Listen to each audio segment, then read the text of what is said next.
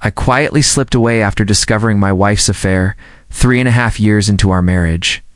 A year later, my ex-wife, whom I had ghosted, tracked me down after word of her infidelity spread. I've since moved to the mountains. I'm not entirely sure why I'm sharing this, but perhaps it will resonate with someone. The ordeal is behind me now, and I've moved forward. In February 2018, after 3.5 years of marriage, I uncovered my wife's affair. My job involved contract work, sometimes requiring extensive travel, but also allowing me to work from home. My wife, a director at a technical sales company, held a very lucrative position. While things had become a bit strained due to her increasingly long hours and my work trips, we still considered our marriage to be quite good. 5 years prior, I met my now ex-wife at a mutual friend's cookout. We instantly connected. To be honest, I felt incredibly fortunate to be with someone so attractive and articulate. My somewhat rough around the edges personality seemed to appeal. To her, after a few weeks of dating, we were completely smitten. When we'd meet at each other's apartments, our clothes practically flew off. After 18 months, we got married and moved into a spacious apartment, saving up for a down payment on a house. However, things began to shift after the first 3 years of marriage. Despite my continued feelings for her, I noticed she'd pick fights over minor issues. When I brought up her late nights and increasingly frequent work outings, she'd become furious. She claimed it was a necessary part of paying her dues as she climbed the corporate ladder. At least, that was her justification. She also told me that since I was often away for weeks at a time, I had no right to question her. In reality, I was only taking 3 to 4 day trips every 5 weeks or so, and I assured her I could easily cut back on my travel. These circular arguments never led anywhere. Looking back, I now realize I was oblivious to her affair. Aside from our declining sex life and her consistently late work hours, I never would have suspected anything. I simply assumed she was exhausted from her job, but the frequent rejections when I tried to initiate intimacy took a toll on my ego. While she had a work phone and might have been using it, I never witnessed the covert texting I'd read about. In other articles, she spent a lot of time in our spare bedroom, which she used as a home office. Around September 2017, Kathy started coming home from work and then heading out for work engagements almost every evening. This escalated from 1 night a week to over 3. While I'm not naturally jealous, I knew she was in a visible role and would need to fend off some of the men at her workplace. Despite working with more male CEOs than female, she always gave the impression that she was solely focused on her career. My first suspicion of her cheating arose a month before D-Day. She had made a quick stop at the supermarket before returning home, and I went to help her with the groceries. As I was grabbing items from the back seat of her car, something pink glinted from under the front passenger seat. It was my wife's bra. I knew it was hers because she had a preference for a specific brand from a particular store. In retrospect, that bra was a warning sign. She always takes her bra off first when she's feeling particularly amorous. I don't know why, but seeing it there immediately made me feel sick to my stomach. I couldn't comprehend why her bra would be under the seat. I didn't say anything. My heart must have been pounding so hard I nearly fainted because when I brought the bags into the kitchen, Kathy asked how I was feeling, saying I looked like I'd seen a ghost. Comment: it took every ounce of strength to hide my emotions, but I did my best not to appear upset or betrayed. That night and the next day, I decided to try and find out if she was seeing someone. I started replaying all the hints I might have missed. Other than the bra, I had no concrete evidence. We live in a fairly large city, and she works in a downtown office building. I decided to temporarily set aside the affair idea and focus on giving her more attention. One Friday after work, I bought a bouquet of flowers and a nice bottle of wine. I prepared a delicious meal and set the dining table with elegant plates, silverware, and candles. When she arrived, breezing in as usual after work, I pointed out the dinner and everything I had made. She apologized, saying she was sorry, but she had to go to a neighborhood gathering to meet up with her coworkers. She mentioned she needed to shower first, but could grab a quick snack with me before she left. I guess I went completely silent. My insides just flipped. I won't describe the anger I felt, but I'd had enough. While she was showering, I took my work cell phone and tossed it into her back seat. I had been considering this as a way to track her using my own phone. After that, I walked into the kitchen and threw the food and flowers in the trash. After her shower, she got ready, looking stunning as always. "All right, let's eat," she said. "Never mind," I replied. "Go out with your friends." "Are you angry?" she asked, giving me a strange look. "I'm sad that you never want to do anything with me," I said. She got upset, sarcastically commented on my short fuse, and told me to stop acting like a kid. "Foolish me," I muttered, standing there, letting everything sink in. For once, I thought we should spend the evening together. She just gave me a sly smile and stormed off. When she left, I pulled out my second phone and started tracking my work phone, about 20 minutes away, at the bar she frequently visited with. Her co-workers, I saw her stop. I decided to go find her car. Indeed, it was in the bar's parking lot. I waited in my car across the street trying to spot her. I felt completely different, like a stalker, but I told myself I had to quell my fear about her whereabouts. About an hour after I arrived, I watched her leave the bar with a man who looked like an executive from her company. He took her hand, pulled her close, and kissed her lips. My body went completely numb, and my stomach clenched. They walked to a different vehicle and got in together. When their car pulled out, I tried to follow them. You guessed it, they drove to a hotel 10 minutes away. As I pulled over on the street beside the hotel, I watched them exit, holding hands, and walk inside. I'd seen enough. I felt foolish, started pounding the steering wheel with my fist. That was it. Something inside me just went blank. I'm not sure if I had an out-of-body experience or blacked out, but as I came to, I felt like I needed a drink. At this point, my life veered onto a path I never would have imagined. Simply started driving out of town, replaying everything I had just witnessed. I was crying out of anger, as much as I hate to admit it. I found a pleasant little tavern on the outskirts of town about 30 miles away and stopped in. I ordered a drink and sat at the bar. The bartender, a woman, said I looked like someone had taken the wind out of my sails. "I guess I looked like death warmed over. You could say that," I replied, half smiling. A man sat down beside me and struck up a conversation. Even though I didn't feel like talking, there was something about him that put me at ease. I started chatting, and eventually, my wife's infidelity came up. I told him all I wanted to do was get away from her and forget about her. "You're not alone, buddy," he replied, patting my back after a quick glance. "I went through that a few years ago. I think there's a reason why these things happen. Your life can now take a positive or negative turn, I assure you. At this point, everything is totally up to you." His remarks for some reason jolted me. Out of my gloom, even though I was aware of my pain, I've always been able to see things rationally, and he was absolutely correct. We introduced ourselves. His name was Ray. I really liked his down-earth vibe, even though he was more of a country guy. "Are you going to move out?" he inquired. "Suppose I never thought to look that far ahead," I said. I had a fight-flight response going on, and I knew I didn't want to be around this woman any longer. "I have an idea, and I feel very sympathetic to your situation," Ray added. "When the time comes, I have a mobile trailer on my land in case you feel the need to go. It might need some work and isn't very fancy. Why don't you visit and see if you could imagine yourself briefly residing in anything like that? I'll give you a terrific deal on it. At least you could even park it on a lovely piece of property I own. I'd appreciate it if you could watch it for me. It could be beneficial to escape your predicament. Just a thought." I took a moment to comprehend his concept.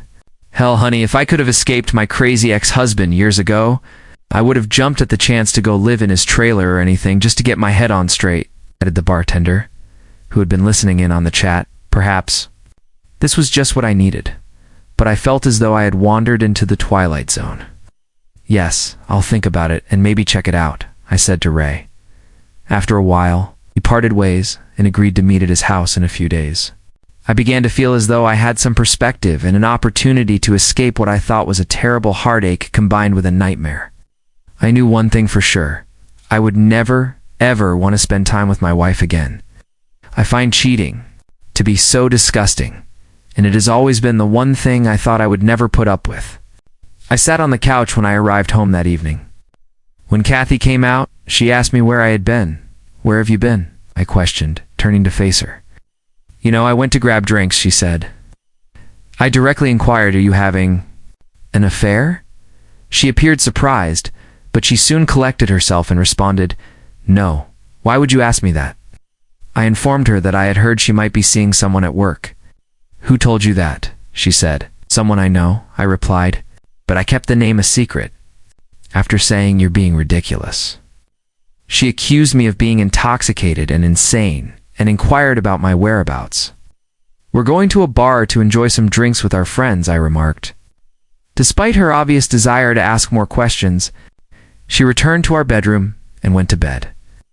Now that I had proof she had been deceiving me for months, I decided to sleep on the sofa. I couldn't sleep at all because I kept seeing her in bed with this guy. I felt sorry for myself, disgusted, and hurt. But then I thought about Ray's trailer. The thought of it cheered me up, and it was almost like a revelation.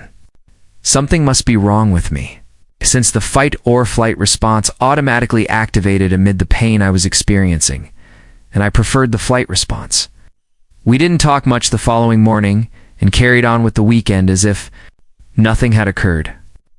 I scheduled a meeting with Ray a few days later. I noticed that Ray had a lovely ranch when I got there. The trailer was actually quite nice, about 26 feet long and fully furnished. It brought back memories of a fun spring break trip I took with friends while I was in college. Ray accepted the money I offered him for the trailer. To be honest, I almost took it for free. I drove over to see his ranch property after he gave me directions. There were hiking and biking paths nearby, and the area was lovely, with lots of trees and scrub. Vegetation. Ray had a little cabin on a hilltop overlooking the property, with electricity and water accessible for the trailer, and it was close to the foothills of some mountains. Ray promised to set up the trailer for me and pull it to the location. I tried to get Kathy to come clean over the course of the following few weeks, but all I got was gaslighting. I even bluntly warned her that there would be no turning back if I discovered she was cheating. As a result, she became even more engrossed in her affair fog and began to lash out at me with denials. I nearly laughed at how awful the denial was. I scolded myself for not capturing pictures of the two of them, and I had no tangible evidence that she had cheated. I decided that I wanted to leave this marriage after going through this emotional anguish, instead of communicating my feelings. To Kathy, I simply began planning. While she was at work, I started quietly removing my possessions from the apartment and transferring them to the trailer. At least I felt like I was doing something about it. I saw a difference in Kathy during this period, though she had been behaving more politely toward me. I believed it was too little too late. I felt I needed a break too, so she kept going on company outings after work. One night I got ready to, just as she was leaving. After glancing at me, she inquired about my destination. All I said was meeting up with some friends. "You wouldn't enjoy all the shop talk, and you don't know them." I interrupted her as she began to ask more questions. She used to say precisely this to me whenever I asked if I might accompany her on office excursions. "All right, have a good time," she added with a somewhat offended expression. "I definitely will," I replied. I began making new acquaintances. While working on the trailer and hanging out with Ray at the bar, I felt better after spending time with Ray's wonderful family and friends. I also made the decision to cut back on my drinking because I didn't want to form any unhealthy habits. I knew better than to drown myself in self-pity, even though it would have been so simple at this point. Kathy informed me that the next week she would be traveling for work. The executive team and a few department heads were going, she stated. When I inquired who was going, "I hope you have a great time with your boyfriend," I added, glancing at her. I immediately regretted saying that because it sparked a furious argument. Although, as Ray had informed me, it didn't really matter. Now regret not knowing more about her affair partner, AP. "It doesn't matter who the other guy is," Ray replied. "The fact that she chose to leave you is all that matters. She destroyed the marriage, whether she admits it or not, brother. Facts are facts. Ray ought to write a book for the betrayed, damn it." I had the ideal opportunity to move out entirely during Kathy's work trip. When she was gone, I collected everything valuable that was mine, including clothes, laptops, and equipment. I didn't take any shared goods or furniture. I left a note before I left. It was a lengthy explanation at first, but I chose to make it brief. I wrote, "I hope it was worth it," on a piece of paper. On top of the note on the kitchen table, I set my wedding ring. I felt like a great weight had been lifted as I left. I was liberated. A hurt would take time to heal, and there would be baggage to cope with, but I had started. I needed time to myself, and to swiftly and quietly get rid of her. The fact that I hadn't challenged her or coerced a confession didn't make me proud. I hadn't screamed or shouted. She didn't deserve it, in my opinion. She disregarded everything we owned, including our plans for the future, our aspirations for a home and a family, and now it was all gone. There was no turning back. I owed her absolutely nothing. She could handle the consequences. I hadn't planned anything or called a lawyer. I just wanted a new beginning and some clarity. The air from the mountains was just what I needed when I got inside my trailer. I resumed running the next week, and it was wonderful to be alive. Kathy texted things like, "We just landed, we're having a team dinner," and so on, while she was away. "Where are you?" was the question in a few emails. "Why haven't you gotten back to me?" I didn't answer. My phone exploded with calls and texts when she got home. She kept trying to get in touch with me, but I ignored her. Her mother also tried to call me after the first day, but I didn't pick up. She didn't try to engage my father, because we aren't close, and he is the only member of my family that I still have. Her messages grew more urgent after she was ignored. "For a week? What is this?" was one of the texts she sent. "We must speak. I'm not sure what you believe you know, but nothing is happening. There isn't an affair going on." She finally texted me after a week of not answering, saying, "I'm sorry, things got out of hand." It didn't matter that I was involved with someone. At work, "You were absent a lot while I was preoccupied with my work. I simply made an error. I intended to terminate it." An error. I had been waiting for this confession all along, yet somehow it only made me detest her more. Why was she unable to be truthful? I didn't have any dreams about a future with this woman. Errors don't persist for 6, 8, or a year. Her pleas for me to return and work on the marriage eventually grew pitiful. I refused to respond to her. Even after she stopped bothering me for a few weeks, I didn't want her to learn where I lived or to snoop around in my life. I didn't want my haven to be destroyed by this woman. She then began sending nasty texts like, "You're a coward. Day you refuse to speak to me. You have no regard for us. Come home, please, so we can discuss your where. I am able to visit you, Paul. Please, let's chat and make things right, damn it." Although I don't recall all of the texts, they all appeared to be excuses with minimal, genuine regret. In one ear they went, and out the other. Switched my mobile number. Update, June 2018, I received an email from Kathy, informing me that she had hired a lawyer and was going to file for divorce. I just said, "Okay, that sounds good." This led to a barrage of emails requesting that I visit her and other things. She wrote that she would stop bothering me if I consented to an uncontested divorce. After realizing this wouldn't work, I consented. I was genuinely free. A few months later, after I moved out of our apartment, I never had to see her again. She seemed to care more about that than I did.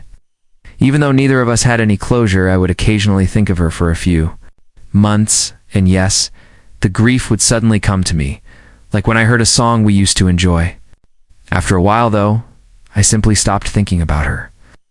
Update to now that I'm officially divorced, things are going great. In actuality, I got to know a wonderful girl just down the hill from my house. I was running on the trail. Clicked. When I helped her replace a flat tire, despite being a few years younger than me, she is fantastic and quite adorable. She refers to me as her mountain man and adores my way of life. Although I'm not in a rush to commit, I also don't intend to give up on women entirely. I have no intention of moving out of the trailer anytime soon. I enjoy being outside and have simplified my life. It made everything easier for me, including the grief in my ex-wife. I am aware that everyone responds to these situations in a unique way.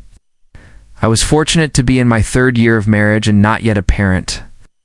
I believe I acted in my own best interests.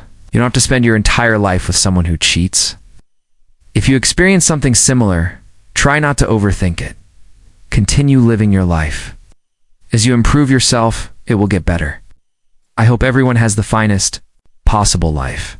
I've revised this roughly 5 times to make it readable, and I just wanted to give you an update on my ex-wife's condition. I was worried that my ex-wife was attempting to find me, as I indicated in my earlier post. I left our previous residence, which was around 2 hours away. I ran into her last weekend at a coffee shop I often visit in the town close to my home. It didn't seem like a coincidence to me. Fortunately, I managed to get away before she noticed me. Third update, I went into town this past weekend to get groceries and made a stop at my usual coffee establishment. I was utilizing their free internet to work on some paperwork. I finished and walked out of the coffee shop. I was on my way to my pickup when I heard someone shout, "Paul." When I turned to look across the street, I saw Kathy. I was being waved at by my ex-wife. Finally, Armageddon had arrived. She hurried across the street toward me, and I stood there in disbelief, as though anticipating an embrace. She walked over and extended her hand. I stopped her in her tracks by instinctively holding out my arms with my palms up. She appeared to be in severe pain. Then she added, "I've been searching for you, Paul. I've wanted to see you since I heard you moved here. Can we have a conversation?" Guys, I felt like an animal confined in a cage. Yes, I did. "All right, let's find a table or something, and we can talk for a minute." I finally gave in. When she asked if we could come to my house, I firmly refused. At the end of the street, she trailed me down to a bench outside a small store. She began by remarking on how much I had changed, and how much she liked my new appearance, beard, and level of fitness. She raved about how much my body had changed, wearing a tank top, small white shorts, and her hair in a ponytail, just like I used to enjoy. She was really laying on the charm. I had my radar set high. She was clearly attempting to activate the sex appeal. I needed to control myself so I could see where this was headed. She began by saying she was sorry about the affair. She claimed that after I left, karma had severely impacted her. When her employer learned of the affair, the situation became so tense that she eventually resigned. Her affair partner, AP, who at the time was engaged, received criticism and was transferred to a different department within the organization. She replied by telling his fiancée the truth after he blamed her for everything, which caused them to split up. This is when she bowed her head and began to weep. I didn't say anything. I just sat there and looked around. She stood up straight and looked at me for a while. "What do you want from me?" I asked. She assured me that she had no intention of having an affair. She stated that the company's politics and positioning drew her in, and that her AP used his charm and influence to corrupt her. She acknowledged that she felt she was taking advantage of him as much as he was taking advantage of her. Accused her of cheating, she stated that she intended to come clean. She drank after work to ease the guilt she felt at the moment because she loathed herself. She claimed that she felt so stupid, so alone, and as if her heart had burst with loss. Immediately after I departed, she ended her relationship with her AP right away.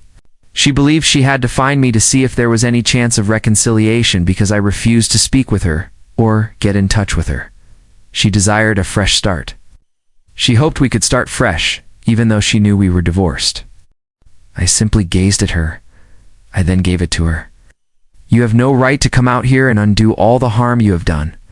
Do you think I'll overlook everything you did to destroy our union? As I previously stated, we were done. If you cheated, forgiveness does not exist. This relationship will not be restarted. You murdered it as soon as you left me. You ruined everything we had. How foolish do you believe me to be? One evening I watched you enter a hotel with him. Were you aware of that?" Became aware that people were beginning to notice that my voice had been getting louder. She grabbed my arm and started crying. After letting her sob on my shoulder for a while, I pushed her away. "I deserve all this," she replied, glancing up at me. "I am certain that I do. If nothing else, would you allow me to take you out too?" "Dinner. I'd rather not go. I would like to speak further. I want to make sure that we are transparent about everything. You need to spend more time with me than you have in the past. Paul, please. I love you so much, even though I know you might not want to hear it. Before you left me, I had no idea how much I loved you. You broke me as much as I broke you. I'm unable to forgive myself, and I don't want to do so till the day I pass away." She began to sob uncontrollably and hyperventilate. I lifted her up and gave her a hug. It seemed like my only option for soothing her. I knew then that I had shattered her heart as severely as she had shattered mine. Walking, we found a peaceful spot to carry on our conversation. "How did you find me?" I said when she had calmed down. "Have you engaged a private investigator?" After giving it some thought, she responded, "No," with a small giggle. She clarified that she asked how things were going when she ran into Stacy a few weeks prior. Stacy didn't mention that she had noticed me. Kathy forced her to reveal all the information. I had warned Stacy not to tell her, so she was reluctant, but Kathy persisted. Stacy finally gave in, but all she knew was that I lived somewhere close by and was in town on her days off. She began to come here to check on me. I kind of laughed when she said that, thinking, damn, Stacy can't keep her trap shut. She blushed. We ultimately decided to have dinner at a charming little spot with a patio. I made sure we didn't drink anything, since I wasn't going to give her a reason to be kind to me or say she wasn't so inebriated that she couldn't drive back. In fact, we had a good conversation. I then escorted her to her vehicle. She insisted that she hadn't dated anyone else since I left and vowed fervently that I was the only person she wanted. So she pushed me hard to stay longer. "No, it's still way too early for me to go down that road," I informed her. She pleaded with me to come back, but I didn't say yes. After giving her my new email address, I didn't say anything more. My response to her request for my phone number was, "You'll just blow it up with texts and calls." She wept over it, but in the end, she agreed with my choice. She promised to send me an email with information on returning to town the following weekend. Before she left, I asked her directly, "Would you have forgiven me if I had been the one cheating?" Before she got into her car, yes, in time. But only if we saw a marriage counselor and worked through the healing process with lots of talking. Maybe even a binding agreement, she responded after pausing to reflect. "All right, maybe I could do that in 5 or 10 years, I answered. "I would wait if that's what it would take," she replied. She then took both of my hands in hers, looked me in the eye and said, "God damn it, Paul. I will always love you and will do anything to prove it." This statement truly caught me off guard. Her remarks continued to upset me even after she left.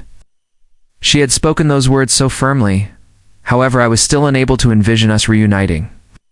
Even though I felt better about the incident, I was unable to perceive her as a friend at this time. Perhaps a friend, but even that was a mystery. I returned home, enjoyed a long run, had some beer, and thought about how far I had come. Could someone please assure me that she wouldn't destroy the tranquility I had created for myself? I had no idea. I had the luxury of time to sort through it and get perspective, but it was all still too vivid in my mind. Last update, most likely this will be my final update. When I first uploaded my story to Reddit, the moderators kept taking it down. In summary, I ghosted my ex-wife for more than a year before she discovered me. She wanted to make amends and start over with us. You will be deeply disappointed if you thought I would be the typical beta blue pill fool and forgive her. She expressed her love and regret for the affair in a lengthy email she sent me last week. She offered to come out and stay with me for the weekend once more. My answer? I silenced her. I informed her that I had no plans to make amends with her. I'm totally happy living alone, taking advantage of my secluded position, and keeping things simple. At 32, I'm not in a rush to make changes. I have my own self-determination plan and have enjoyed the company of a few women and friends. I made it clear in my email response that I had no intention of reconciling and declined to provide her with my phone number. I no longer know or trust you because you made your bed. I hope the best for you, and perhaps we might become friends in the future, but not right now. She was annoyed by my evasiveness and responded in a telling way. She acknowledged that she had taken a job offer from a different state. Her true goal had been for me to accompany her, believing that my remote work would make the move simple. She wished we could start over somewhere new. She wanted to visit me in person to attempt to persuade me because she was running out of time before moving. Luckily for me, her time was up because I had a week of business travel scheduled. I'm grateful I will no longer have her in my life. She will soon recognize that her time with me is over, but I anticipate receiving a few more emails. She'll need to find someone else, and she might even cheat on them. To anyone reading this, make the most of your life. Let go of the past and give yourself the strength to go on. To all of you, good luck.